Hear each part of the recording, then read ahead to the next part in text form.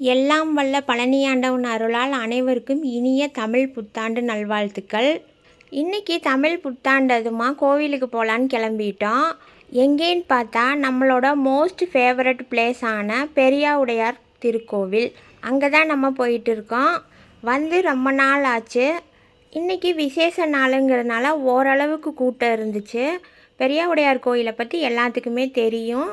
எவ்வளோ ஒரு அழகான இடம், இயற்கை சூழ்ந்த இடம், ரொம்ப பீஸ்ஃபுல்லான ஒரு இடம்னு. நாங்கள் ரொம்ப சிறப்பாக ஐயனை தரிசனம் பண்ணிட்டோம். அப்படியே வெளிப்பிரகாரத்தை ஒரு 5 முறை சுற்றி வந்தோம். சாமிக்கு சாமி கும்பிட்ட மாதிரி ஆச்சு, வாக்கிங் போன மாதிரியே ஆச்சு.